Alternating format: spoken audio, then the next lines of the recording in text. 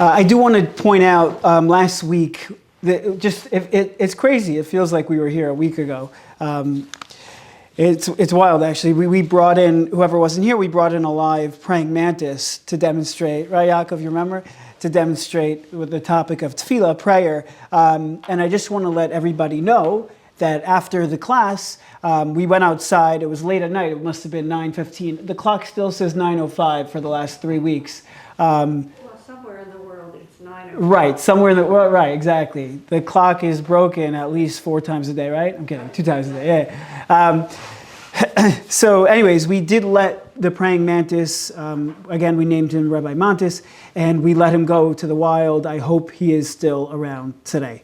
But so in the progression of this series, this 4-part series, so it's the power of the mouth, which we know we're all very familiar now with our dear friend over here, which we haven't yet named him. Unfortunately, he had an accident. His tongue fell out. So it got unscrewed. So we're trying to figure out a way to, reinstall the mouth. But maybe this is really part of the idea. We're talking about, controlling our tongue, controlling our mouth, and, the power of words. So Maybe he was gossiping. maybe, exactly. Excellent. Maybe he was gossiping, saying Lashon Hara, which is why his mouth fell out. So I want to continue in that theme. The first class we spoke primarily about the power of words and speaking. The next class we focused on prayer. And this class, according to the sheet, the next topic is silence, which is another dimension and aspect of the mouth, but more of a silent, more of an undertone, more of an interest. I'll tell you something interesting. At Mincha today, just literally, I'm not going to say literally, and I'm going to say the wrong number, but a few minutes ago, I was davening mincha, and a guy comes in to pray. It's funny, you see a lot at a shul. You see a lot of different type of people, and a lot of different people wear different things. And one person came in, he was wearing a hat. It said Bass Pro Shops. Now, I learned 2 things from that. Number 1 was I learned that it's Bass Pro Shops. For some reason, I always thought it was Bass Pro Shop, right? And the hat, which was a legitimate hat, said Bass Pro Shops with an S. And so that's one thing I learned. Another thing was, I was thinking about fish, and I was thinking about this topic of silence that we're discussing now, and I was thinking about, well, what's the most silent creature? And if you think about fish in general, fish are pretty silent. Their muscles like flutter and stuff, and they make noise. They don't really communicate, obviously, the same way we do, as no animals do, which we discussed, that the man is considered a medaber, a speaker.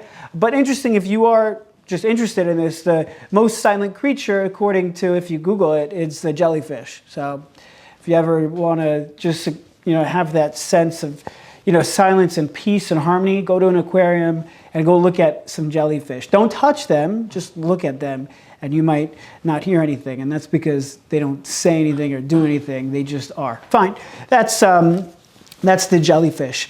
There's a famous proverb. Now, sometimes when people, when a rabbi gets up and he talks and he gives a speech and he says, oh, there's a famous, and he quotes whatever he says, and, 90% of the congregation is like, wait a second, I've never heard this ever. And you start to doubt your sanity. You start like, is this really famous? Like, if everybody really heard of it, everybody knows of it, and I don't, who am I? Am I a, subhuman? Like, I'm saying, am I a lower, like, who am I? What am I? So I try not to generally say, oh, here's a famous, but there is a relatively well-known proverb, and it goes like this: speech is silver and silence is golden. You've heard of it before? So the question is, where does this come from?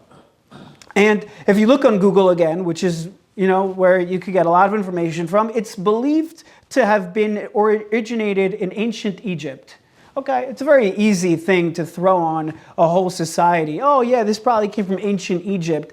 But maybe we could explore a little bit more. And I think in some of the research that I did on this topic, we're going to actually see this is not from ancient Egypt. This is from the Jewish tradition. And let's first start with the Gemara in Megillah, the Talmud Bavli, the Babylonian Talmud in Megillah, in Daf 18a. page 18, the first side. Okay, fine. So the Gemara says like this: Darash Rabbi Yehuda ish Kefar Giboraya. There was a man. His name was Rabbi Yehuda, a man of Kefar Giboraya. It sounds like some strong village. I'd be curious to do, if anyone has any ideas, why would it be called a Kefar Giboraya? Where was that? When was that? When did that exist? It's just an interesting name. It's a little bit rare. V'amar la ish Kefar Gibor Chayil. Some say that he was a man of Kefar Gibor Chayil. Different types of strongholds. Okay, I'm not sure what that is. But he taught the following, this Rabbi Yehuda. And this is very important teaching. Ma'idach Siv. What does it mean when David HaMelech in Tehillim, Psalms 65:2, he says, for you silence is praise. Lecha dumiyah sehila. For you silence, dumiyah is one of the words for silence. We'll see there's another word for silence called shtika. We'll get to that soon. But there's this other word, like the Torah says, Vayidom Aaron. When Aaron lost his sons, he became silent. Sometimes there are no words to say. And the most you can say is by not saying anything. And that's just by being silent. That's the word Vayidom. Similar to the word for a domain, like a lifeless rock, where it's just silent. It just is. Okay, so what does it mean? Lecha dumiyah sehila. For you, silence is praise. So the Gemara says something fascinating. I was one time giving a class, and probably it was a 20-minute class, and in that span of time, I prefaced what I was about to say with, "This is incredible." I probably said it like 15 times, and a friend of mine who I'm close with, we call ourselves shul buddies, we sit next to each other at shul, he's a good friend, and he listens, and he said, "By the way, I just want to let you know, let me decide if what you're about to say is incredible. Stop saying before every sentence what I'm about to tell you is incredible." So, sometimes when you're talking, it's part of the excitement that I'm trying to, if I find it fascinating, I'm just going to say, "Oh, I find this fascinating." But, it is in my head, this conversation I had with this friend of mine. I think we're still friends. Yeah. So it's the part of, anyways, I want to tell you something incredible. So the Gemara says like this. You know what it means? Lecha dumiyah sehila. For you, silence is praise. Sama de kula mishtuka. The best remedy of all is silence. The optimum form of praising God is silence. That's an interesting thing. The optimum form of praising God is silence. Says Rashi, the medieval commentator. Mivchar kol the most the choicest of all samimanim, of all, how would you say samimanim, like spices, like recipes, prescriptions from a doctor. The best remedy of it all is shtika, is quiet, is silence. And Gemara says something else that's interesting. Amri b'ma'rava, it was said, there's an adage that they said in Israel, in Eretz Yisrael. Again, this is the Babylonian Talmud, so they would hear things that were well known in Jerusalem, in Israel, in Eretz Yisrael rather, and this was one of them, that mila b'sela, a word, if a word is worth a sela, let's say you could quantify, I should have brought in a coin, and you could quantify, okay, every word that I say is a sela, a sela is a coin, is worth a coin. So you know what? Mishtuka betrain. If a word is worth a sela, one coin, then silence is worth 2 coins. Again, the Gemara is showing the power and the strength and the incredible nature of silence. That silence is worth more than speech, than talking. Sometimes to fill the room, we'll get to that in a minute. I want to talk about hey, welcome, thank you for coming. So, okay, we'll get to that. So going back to this proverb that was supposedly from ancient Egypt, speech is silver, silence is golden. Again, we see silence is golden, right? Like the Gemara already, we see silence has value. A mila, a word, is worth a sela, and silence is worth 2. There's already a value that's given to silence.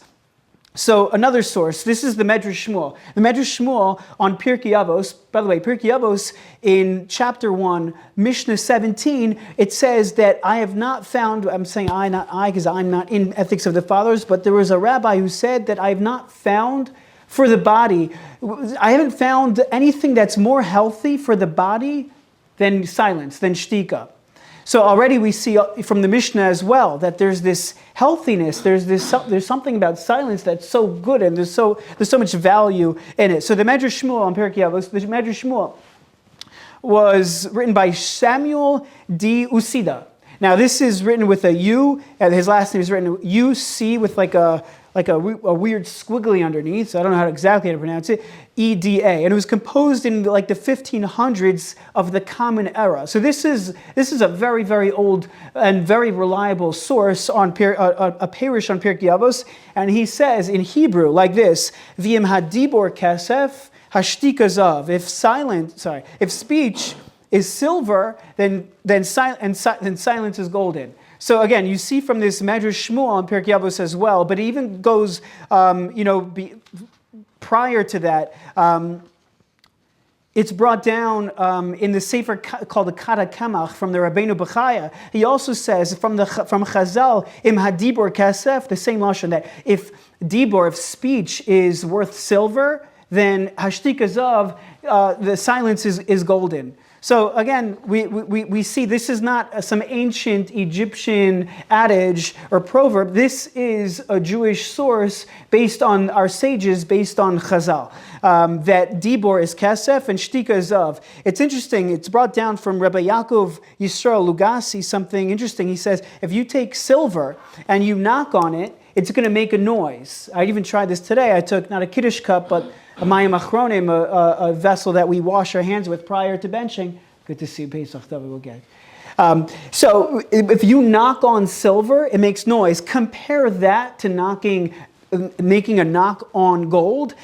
Gold, by definition, it absorbs the sound much more. So even from a realm of science, that's how it works. Gold is more silent. It's one of the more silent metals, which is interesting, going back to this idea of that silence is golden. Okay, so I actually saw something interesting. What's like the status quo? Is the status quo that we're talkers and we speak, and then the opposite of that, is when we're silent? Or is the status quo that we're really silent beings, but in the absence of that, we talk?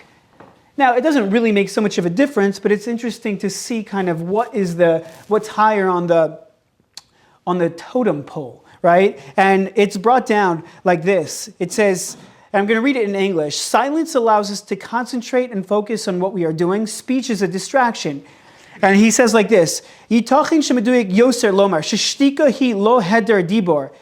It may be accurate to say that silence is not the absence of speech, but rather dibor hu heder shtika. Speech is the absence of silence, which gives another perspective that we're really supposed to be a silent being. Like, unless you have something what to say, unless you're praying, unless you're studying, unless you're communicating with others in a positive way, besides for that, we're supposed to be silent. Because sometimes, I told you I was in the middle of a book. I started a book called Better Small Talk, written by Patrick King, and it's interesting. People sometimes try to fill the room. We talk about this idea of awkward silence. What is awkward silence? Where does that come from? What makes something awkward in terms of silence? And why is it silence? At what point does silence become awkward? How many seconds does it take for a conversation to be deemed, well, this is awkward, right? So it's interesting. In America, and for English speakers, the studies have shown that it's after 4 seconds, it's considered to be an awkward silence. Contrast that to Japan. Japanese, for whatever reason, it's only called awkward silence after 8 seconds. So I think we should be more like the Japanese. Sometimes when, there's, and again, I struggle with that a lot. If there's in the room, that's why I keep talking right now, because I just can't handle the fact or the potential that it might be silent. But you know what? Now that I'm thinking of it, for 8 seconds, we're going to be like the Japanese, and let's give it a try. In 8 seconds, it's going to feel like the world is coming. It's going to feel like, I'm going to stop talking.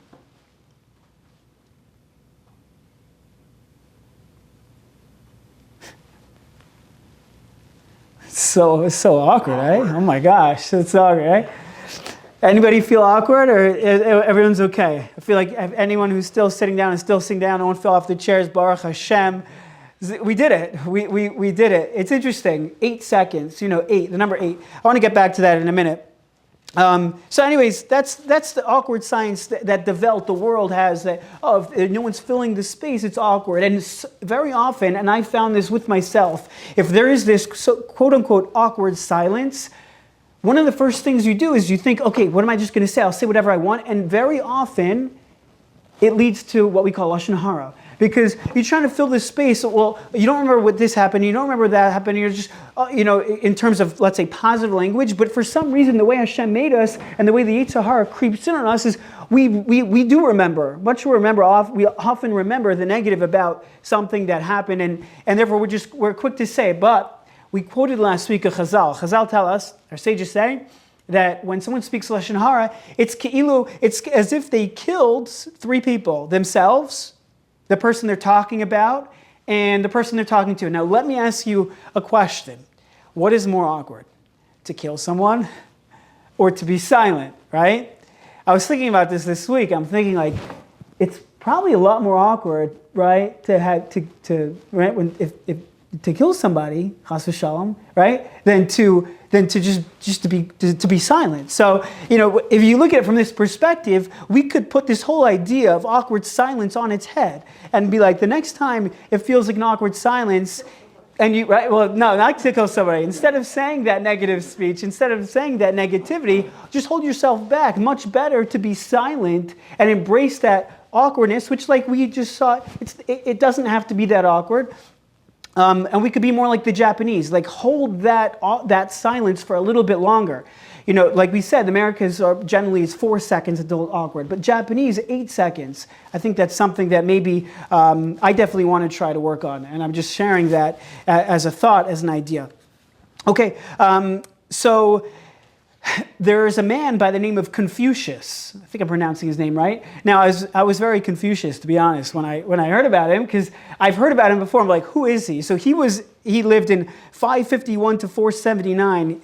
Apparently, he lived backwards. He went backwards in time. Okay, that's how it went in BC, before however it works. He lived at one point in history, but he was considered to be like the sage of the Chinese, like one of the top philosophers of the Chinese, Confucius. And he's the one who's accredited with a pretty well-known, I'm not going to say famous, but a relatively well-known phrase, or quote, or adage, whatever you call it. And it goes like this. It's very powerful. A seed grows with no sound, but a tree falls with a huge sound. So when it comes to destruction, the way it works is that anytime something gets destroyed, unless someone puts a silencer, you can't really put a silencer on an explosion, right? So on guns, they've figured out a way. But generally speaking, when something gets destroyed, there's a large sound. When a big tree breaks, there's a large sound. But when a little seed grows, when you experience growth, it's silent, it's quiet. It's such a powerful message. And it's such a Jewish concept, this idea of, we're all like, V'chai olam nata b'sochenu, that Hashem implanted within us. We have these analogies with who we are and what we are, and plants. So it's important to have this idea of Confucius on our heads as well, that when it comes to construction and to growth, it's oftentimes the things that are silent and a little bit under the radar. That's what leads to growth. Okay, well, we'll continue this idea. I want to get to the sh sound, because you can't talk about silence without talking about the sh sound.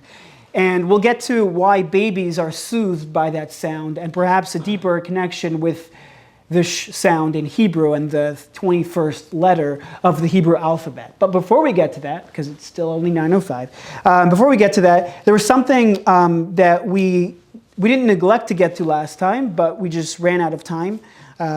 We were just having so much fun talking about everything else, and So I just want to go back to that. Okay, let me just pull it up right here. Okay, and you'll see it is related. This is actually a crazy Hashgacha Pratis story. Now, sometimes Hashgacha Pratis stories, divine providence stories, are coined like that, like crazy Hashgacha Pratis. Now, I want to tell you something about Hashgacha Pratis. Hashgacha Pratis, by definition, is not crazy, because that's how Hashem runs the world. There's Hashgacha. Everything has its time, its place, its reason. I want to tell you, when I was in yeshiva in Israel, we were in a class, and there must have been 10 of us, and the Rabbi is in front of the room, and we're having this conversation about Hashgacha Pratis. And we're talking about how Hashem has this certain level of closeness to people. And we were talking, well, what about with inanimate objects? Let's say a pen. Like, is there Hashgacha Pratis? Is there this close divine providence regarding a pen or, things that are inanimate? So what I did was I noticed that while we were having this conversation, there was a dot, a smudge mark on the wall, a white wall. This was in Israel. And, well, there could be smudges on any wall. I'm just telling you where it was. So there was a smudge on the wall, and I pointed to it, and in front of the class I said, oh, this dot on the wall, this smudge, Hashem, there's Hashgacha Pratis here. And Hashem wanted this dot to be here, and everybody was arguing, like, what do you mean it's a dot? It's a smudge on the wall. There can't be. I mean, for people, yes, but my fight back was, well, I don't understand.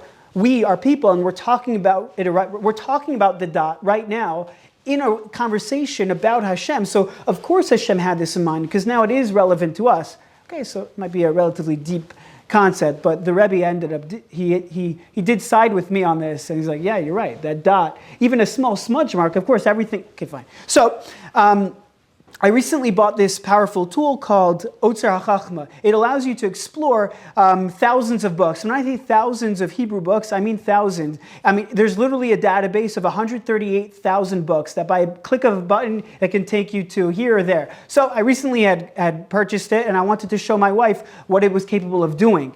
And so I said, check this out. And I plugged in a phrase. I plugged in the following phrase. I plugged in Hapeh Kodesh Kadashim. Now, what does that mean? Hapeh, the mouth is holy of holies. This is a line that the Vilna Gaon, one of the most famous, well-known Jewish thinkers of all time, the Vilna Gaon, the Gra, and he said this line that the mouth, he wrote this in an Igeres, in a letter that he sent to his family. And he's talking about the service of Hashem in general, giving advice. And one of the things he said was, be careful with what you say. He said, the mouth is holy of holies. The Holy of Holies was a place that the Kohen Gadol entered one time a year.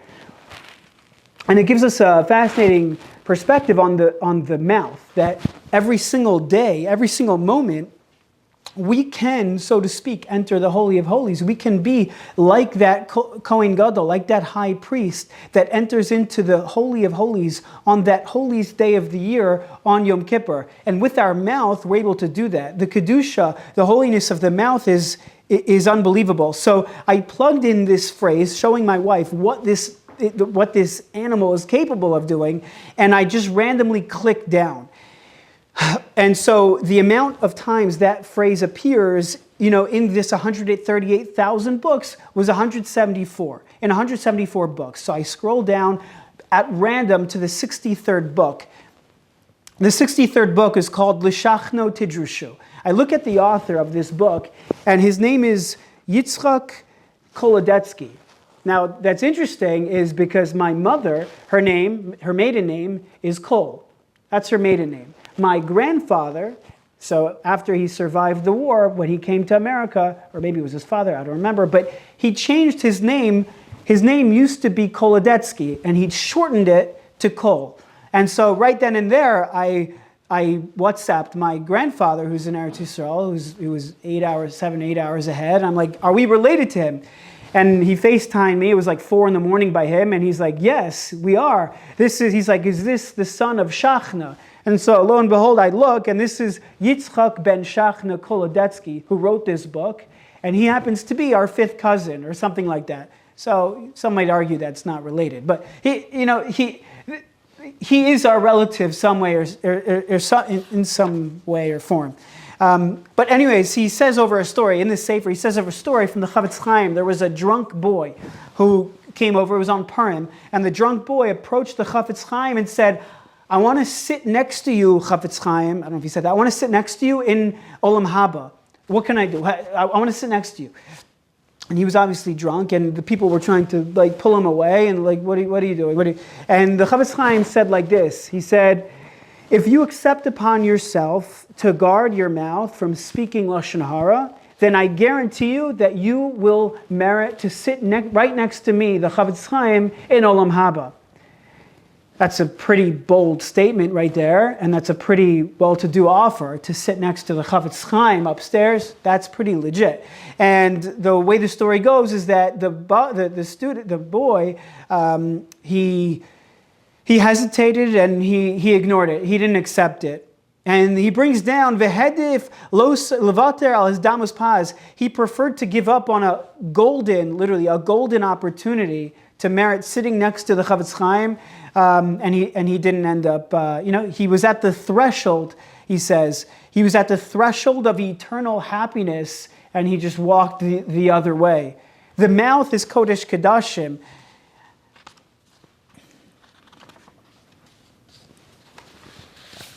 Okay, now I want to show you this experiment to you. Okay, I have here a mirror on the wall. Okay, this is absolutely fascinating. Check this out. Okay, so this is from Reb Chaim Volozhiner. Reb Chaim Volozhiner, he says like this. You ready? Because when it comes to conversations with people, part of what we're discussing here is to be able to look from a different perspective, to think outside the box. Right? If you want to say one thing, but to maybe go the other way. You want to say something, maybe it's time to be silent. Right? So the Reb Chaim Volozhiner says like this. When you look at yourself in a mirror, you know what you end up seeing? I'm trying to see it like this. Let's see if you could see it here. So I don't know if you can still see me, but if you look at yourself in a mirror, so the right eye is facing my right eye, and my left eye is facing my left eye. Now that's different than when I'm facing you in person. Right? When you look at somebody else in front of you, it's the opposite. My right eye looks at your left eye, and my left eye looks at your right eye. Now, that's strange, right? So what's going on here? The right in Judaism always represents positivity. It represents a good outlook. It represents seeing the milos of somebody else. The left represents more of a weaker side, right? The left represents more of a weakness. The left represents the viewing of somebody's inabilities. So when we view others, more often than not, we're judgmental about them.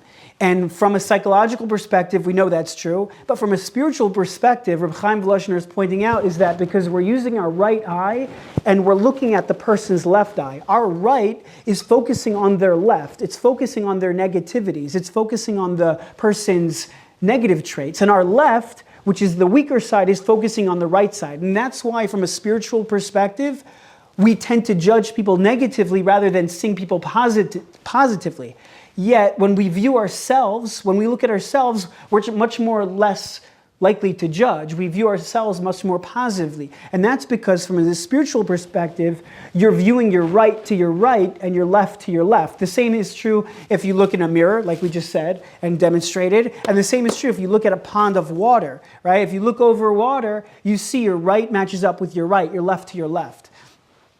And Reb Chaim Volozhiner says that this explains the pasuk which says kamayim panim el panim, just like your face, when you look at yourself on water or a mirror, you see your right matches up with the right and the left matches up with the left. So too, that's how you should view your friend. Right? Kain leva adam la'adam, that's how you should view your friend. Just like you view yourself positively, you should view your friend in that positive light as well. It's an interesting perspective in terms of being creative, thinking outside the box.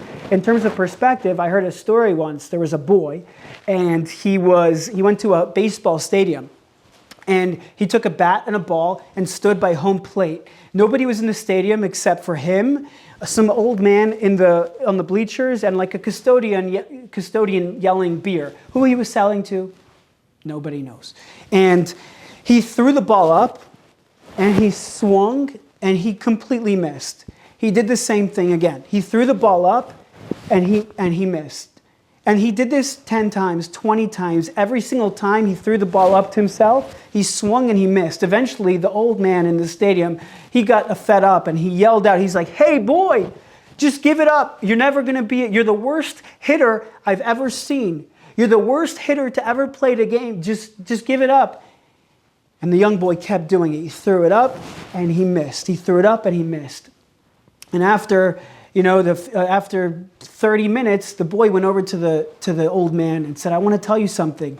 You were viewing me as a hitter. And you're right. From your perspective, I was probably the worst hitter to ever play the game, but I wasn't being the batter. I was the pitcher. And my strikeout ratio was unparalleled. I struck out the guy every single time.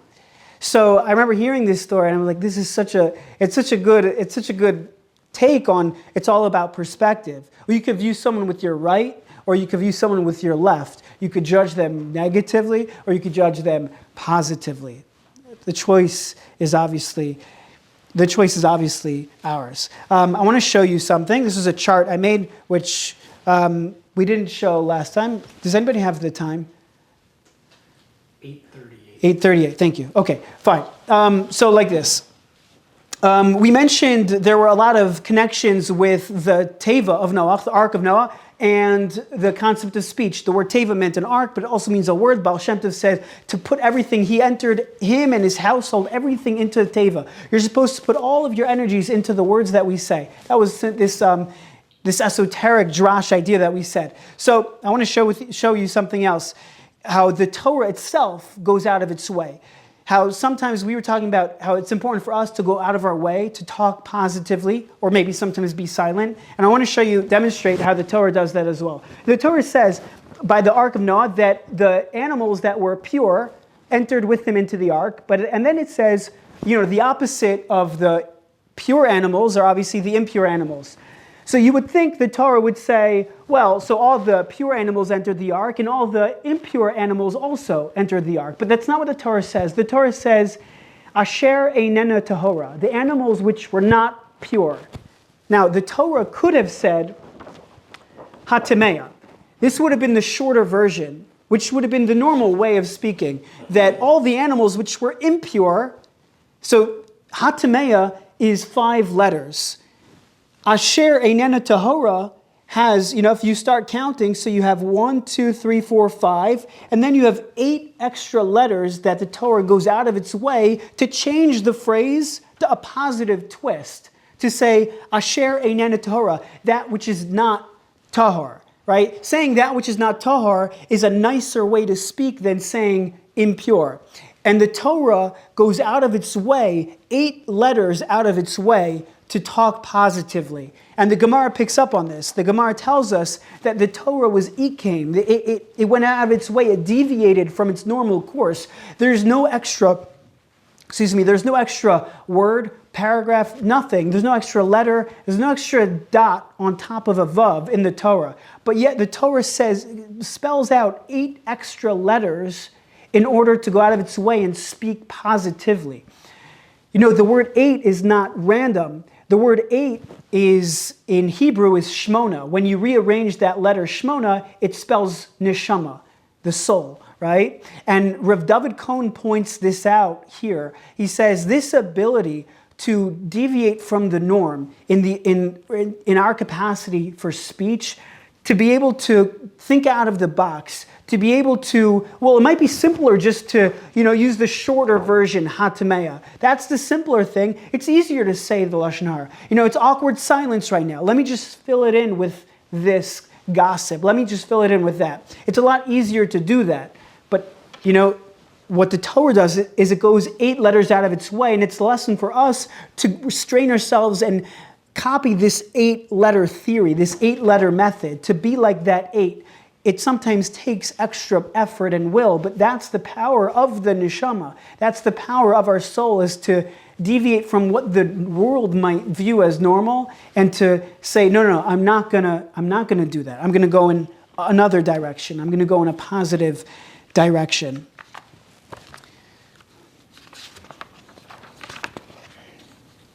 The Lubavitch Rebbe was notorious for positive speech. And a few examples that he said was, instead, it just shows you when you think a little bit harder and more creative, then you're able to do this. And just as an example, the Lubavitch Rebbe was known to speak positively. And one of the things he did was, instead of saying stupid, he would say not so smart. And instead of saying a Beit Cholim, a house for sick people, he would call a hospital a Beis Refuah, a house for healing. Right? These are two ways to look at the same exact thing. Instead of calling something a deadline, right? You have something to take care of, he'd call it a due date, right?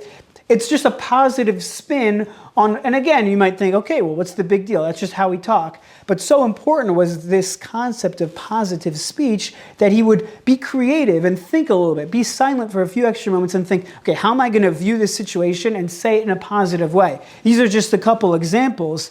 And each of us can try to, be creative in our own lives. That's one of our responsibilities is to have this creativity. Okay, so that's a nice idea. Okay, fine.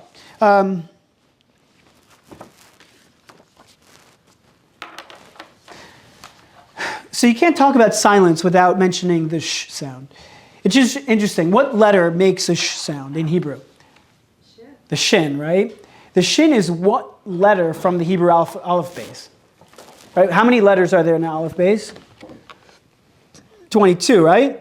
22. So the second to last would be the shin. So here's the chart of the aleph base. So this has also the base vase, but not including that, there are 22 letters in the Hebrew aleph base. The 21st is the shin.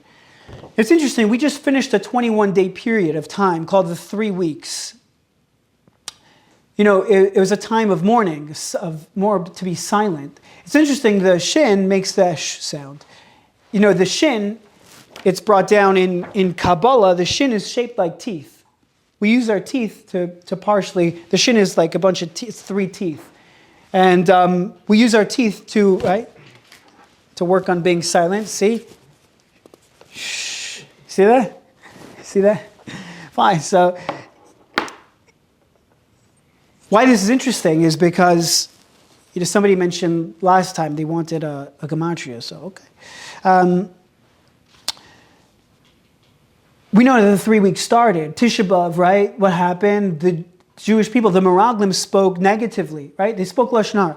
And what happens? Like, what's the fight against what the Meraglim are saying? So there's a man by the name of Kalev, and the pasuk tells us, Vayahas Kalev Esa'am. Kalev shushed the people. Vayahas Kalev Esa'am, Rashi tells us, Lishtok, that he was trying to silence them, right? And he says, whereas the Meraglim said, we can't do it, there's a bunch of giants over here, we certainly can't go conquer them, we're like grasshoppers. And he silences them and says, no, ki yochol nuchal, we could do it, we are able to do it. Now, why didn't he just say what he had to say? Why did he first have to, vayahas, why did he first have to silence them? So at the end of the day, the Jewish people didn't listen at the time, but Kalev is teaching us something very important, and that is sometimes to hear that positivity and to hear that encouragement, you need to first have a moment of silence. You first need to be silenced enough to hear it. Some of the most stressful times in a home are Friday afternoon when things are cooking in the kitchen. And you know why that is?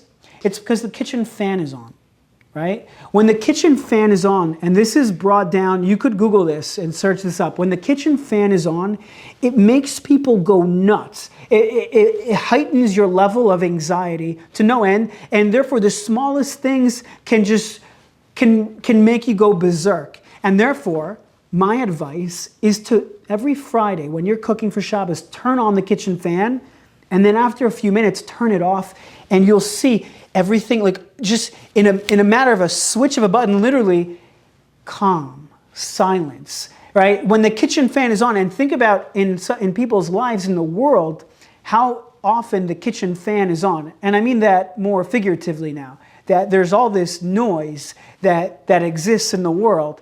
And what Judaism has to offer, along with many other things, is this ability to be silent, to focus and show that, no, whereas speech is silver, silence is golden. Whereas speech is worth a coin, silence is worth 2. Whereas silence is like that seed that allows the plants to grow. There's a value in the silence, right? There's no such thing as awkward silence in Judaism. It's not awkward.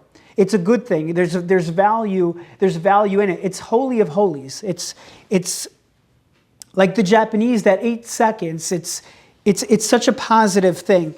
And, a child, it's interesting that a child, all of a sudden, when you hear this, let's see, second, let's see if it works. See that? This is called a baby shusher. So no longer do parents have to actually say shh. They could just hold this and it will mimic the sh sound. I don't know if you hear it on Zoom, but this is an incredible invention. And the reason the sh sounds work is because when the baby is in the stomach of the mother and there's this amniotic fluid and there's things moving around, basically, and this is, I've seen this in a study, that the sound, I'll read it to you. In utero, your baby's environment is super duper loud. The sounds of a heartbeat and blood flow can be overpowering, but slightly dimmed by the cushion of the amniotic fluid around your baby. What's left behind is a static, continuous, shushing noise. And therefore, when a baby is crying already after, right, when the baby is born, and you say shh, that silence, that actually mimics what they heard in utero, and it calms them because it's mimicking. That was a great time in their life, if you call it life. But of course, that was a great moment for them. They were always pumped and excited. They were getting fed and nourished. They weren't crying. They were just chilling. They were just chilling hard, right? And part of it was just silence. It was just quiet. It was just straight up chill in there. So that's just an interesting thing to note about the baby shusher. We mentioned that the Mishnah in Pirkei Avos says that there's nothing that I found better for the body, for the guf, than shtika. So silence is considered, like we saw in the Gemara and Megillah, silence is considered the greatest remedy of all. It's the greatest remedy for the body. Now, what's the remedy for the soul? So the Sfas Emes says something interesting. He says that the tikkun for the neshama is simcha. So whereas silence is for the guf, silence is for the body, like what happiness is for the soul. It's an interesting, deep concept to think about. But one interesting point that comes out is this. So you probably think this is gross. This is actually a real French fry with ketchup. I don't know if you could see it here in the video. You could see it here, French fry with ketchup. So the question is, why am I holding this? And I was trying to figure out the answer to that as well. And I'm not sure why this was in my bag. I think my wife packed this. Ariel, why'd you pack this? It's awkward. I'm giving a class and I found a, okay, I'll try to find out later, but no, I'm kidding. So what's interesting about a French fry in ketchup is like this. And it's such a deep vort. I'll tell you why. The Lubavitcher Rebbe points out that the word in Hebrew for bittul, to nullify yourself to somebody else, to something else, to let's say the greatest being of all, to let's say God himself, right? That our job on this world is to be bittul, to nullify ourselves to him. The same word for bittul is tibul. Okay, so bittul and tibul, what's the difference? When do we do tibul? On Pesach night, we dip things into something else. What's fascinating about dipping something is, and that's why I brought the ketchup and French fry analogy. By the way, I was in Denver once, in more particular in Boulder, Colorado, and I was at the Celestial Tea Seasonings factory, and there was a kid wearing a shirt in the gift shop, and it said, "I put ketchup on my ketchup." I thought it was it's something to think about. I put ketchup on my ketchup. Ketchup is a condiment. It's something that's not the main food. It's a tafel. It's not the main thing. The main thing is, in this case, the French fry. But assuming you like ketchup, what happens when you dip the French fry into ketchup? You're actually being mevatel. You're nullifying some of the flavor of the French fry to the ketchup. But now what you did was you just created a new entity that's now more enjoyable. That's such a deep idea because that's what it is in life with Hashem. The idea of dipping ourselves to Hashem, to be mevatel ourselves to him, doesn't mean that we have no identity. It doesn't mean that we're nothing. It means that what we have, everything that Hashem gave us, when we dip ourselves and we show Hashem, everything that I have is from you. I'm going to make the world a better place. I'm going to make your name great. I'm going to be a light unto the nations, which is our job. I'm going to do that. So essentially what you're doing is you're taking a French fry and you're dipping it into ketchup. You're losing some of your own flavor by now creating this new entity called French fry and ketchup, which is now a completely new delectable that has a flavor and taste of its own. It's something entirely different and new. It's different than just ketchup by itself or a French fry by itself. It's now a French fry dipped in ketchup. It's a much better thing. And when we are mevatel ourselves, and when we, so to speak, dip ourselves and we do something that, that Hashem wants us to do, right? Then we are actually enhancing ourselves. We're improving ourselves by doing that. We're making ourselves that much greater and that much better. When you look at a scroll, a Torah scroll, there's words. But there's something beyond the words. We have a sofa in this room. And when you look beyond the words, there's space. And the halacha is that between every single letter rather, you need to have space. It's called mukaf gavil. You need to have space. So there's value, of course, in the words, in the letters. There's, of course, value in the milah. It's worth a selah, right? There's value, speech is silver. But a negative space in between, the silence, that's golden. And that's the healthiest thing that we can connect to. And when we understand that silence is golden, then we can start taking advantage of that commodity and we can start using it to our advantage. We could start realizing that no more is silence an awkward thing. Silence is not awkward. Silence is valuable. Silence is the golden opportunity that we have to connect to. And when we learn through the Torah, we learn through what our sages say about the power of silence, of course the power of words as well, but also the power of silence.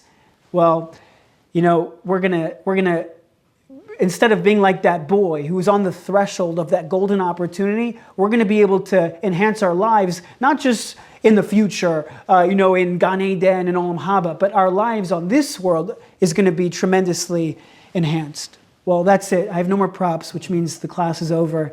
Thank you so much for coming again. I thank Moses Matifur for hosting. And Amir Tzshem will be back here next Wednesday to complete this series. Next week's topic on the power of mouth is more in particular going to be on the topic of song. Yes? I don't want you to have interrupted, I'm sorry. No problem. But I don't want you to sign off without talking about something. No problem. I'm here, of course. I'd be more than happy to address any question. Because a discussion is back and forth, right? Of course. Correct. That was my turn to be silent. I know I missed the first few minutes. I might have missed something that I think is important. Did you quantify in any way when silence is wonderful? I'm responding because I think there's often like a moral obligation to speak up. Right. If a person witnesses abuse, if somebody is proliferating lies or deception, think of Hitler, to not speak up at times is, I think, as big a moral obligation. Yes. Not act to speak as Lashon Hara. Like, there's a difference. Sure. Could you address that? Because what you're saying, I think, is also important. I don't want to negate what you're saying, but yeah. I think the other side is also a big deal. Yeah, thank you, Joy, for that question. Just to address that, that's one of the reasons why when I was structuring this series, I didn't start with silence. And that was in particular, as golden as silence is, which was the topic of today, speech is very important. And I think it's first important to build up that muscle, that speech muscle, which is why we're talking about the power of speech, the power of our words carry, the power of tefillah. And of course, sticking up and speaking, Pinchas was like that, Hsuf WWR. He stood up for what was right. And, whereas everybody else was silent, Pinchas grabbed onto that opportunity. That was just an acronym for he stood up for what was right. So he took on that opportunity. And yeah, it's important to play both roles. We have to realize silence is golden, but sometimes we have to put the gold inside like a safe, right? You have valuable things. Sometimes it belongs in a safe, and you're not supposed to wear that jewelry, right? Or you're not supposed to. Sometimes you need to use the silver, and you need to speak. So every person has to know, what situation I'm in, and when it's important to speak up, and then when it's important to be quiet. The world should learn to listen more than to speak. Right. I think Will Rogers said something like that, right? Did he really? I think so. Will Rogers said something like that. You were there, yeah. The sound of silence, with Simon Garfunkel and whatever. Not Simon Garfunkel. Simon and Garfunkel, right? Which I think, at least for sure, Garfunkel was actually Jewish. Maybe even Simon as well, but I'm sure maybe he was. You think so? Maybe. Simon Ovich, right? Fine. Okay. All right. Thank you very much. Thank you, Rabbi. Thank you. Thank you, Rabbi. Have a great Thank you. evening and a wonderful week. You- We'll see you next time.